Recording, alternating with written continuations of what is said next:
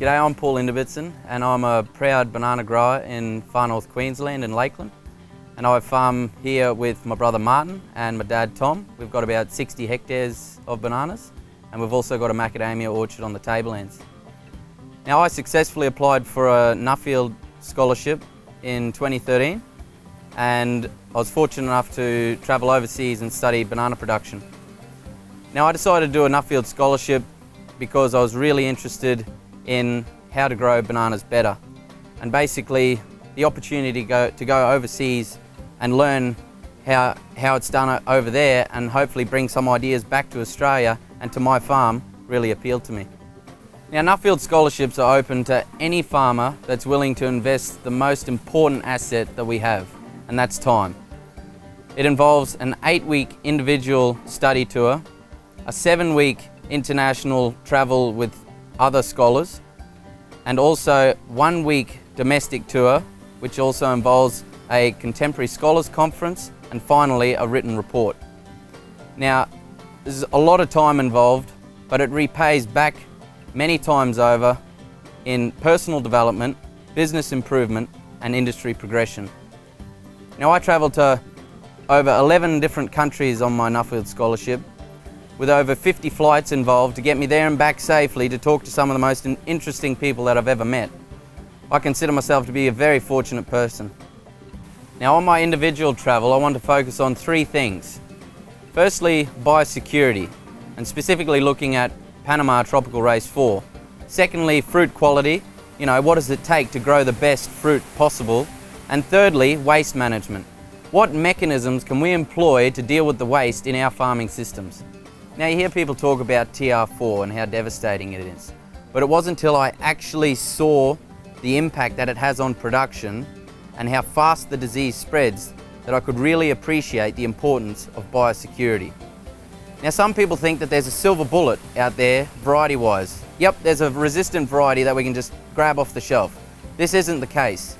The Taiwanese, who I believe have a really good banana breeding program, have been trying to find a resistant variety to Panama Tropical Race 4 for 30 years, and they still haven't been able to find it. Sure, they have tolerant varieties that have some resistance to Panama, but in no way, shape or form are they the answer. Now these tolerant varieties, they may work in a Taiwanese climate, but they may not work in an Australian environment where it's hotter, drier, different rainfall patterns, etc. Now here in Australia, we're looking to screen some of these varieties from overseas and really put them to the test in Australian conditions, agronomically and in the presence of disease. So the take-home messages of biosecurity are, firstly, there is no cure to Panama TR4. There is no variety that is 100% resistant, and we all need to be aware of biosecurity rules and take action at all levels, from farm to government. Now the second area of interest is fruit quality.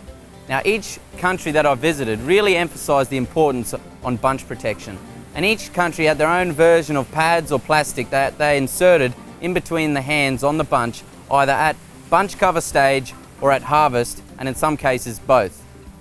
Now also further to that, at harvesting they used either foam pads or pillows or trays.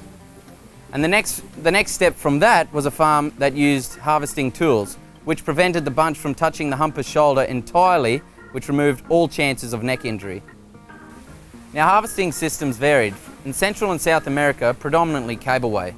But in China, they had to manually carry 1 to 2 bunches upside down on a bamboo pole per person. Now luckily, they had in-field pack houses set up on the back of semi-trailers. Martinique was the only other country that was similar to Australia in the way that they harvested the fruit. They harvested it onto trailers, but these trailers were completely different. The bunches were supported either with a grab mechanism or by hanging the fruit, and then down where the bunch is, it was supported by pillows, triangular pillows. Very effective system. Now back in Central and South America, the whole supply chain operates on sending the fruit by ship to either the UK, Europe or North America. Now none of these farms over there had cold rooms, but they did operate on the rule of cut to cool under 24 hours. They cooled the fruit in shipping containers. Now, the success of cooling the fruit in a shipping container has to be down to the design of the carton. All the cartons had a big hole on the top, in the lid and in the base, as well as side vents to allow not only airflow horizontally but vertically through the carton. And I think we should learn from this. Now, the take-home messages for fruit quality are: protect the bunch, protect the bunch, protect the bunch, harvest with care, the shed is not a hospital, and modify carton design to improve airflow and therefore shelf life. The last area of interest is waste. Now, good growers had a real focus on keeping waste to 5 to 10%, or below if they could. Now, if they had waste, the waste was being returned to the paddock in a timely manner, either directly onto the paddock or through a composting process. If they were going to apply directly to the paddock, most farms use some sort of biological inoculant to help the waste break down a little bit faster.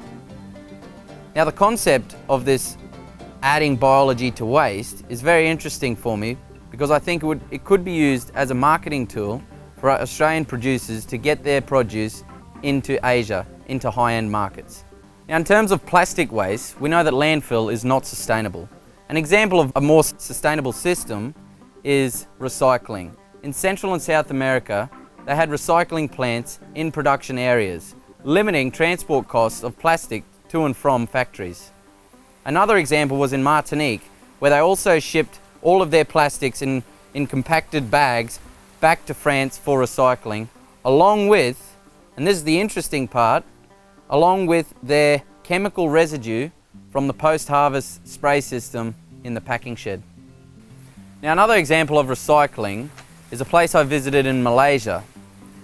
What they're doing is they're turning plastics into diesel. They're melting the plastic down to oil and then reheating the oil to a gas and then cooling the gas into diesel.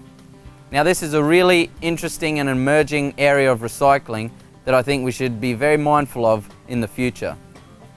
So all in all, I think as a developed nation, Australia can do much better when it comes to recycling plastic. I think we lag behind other countries in the world on this issue. And I think that there's many other options out there that we should be exploring that could even potentially value add to our farm businesses. The take-home message here is that we as farmers, as an industry, need to work closely with government agencies to provide a local, efficient recycling initiative. So that's all from me, that's all I have to say. Thanks for listening, and if you weren't listening, thanks for pretending. Cheers.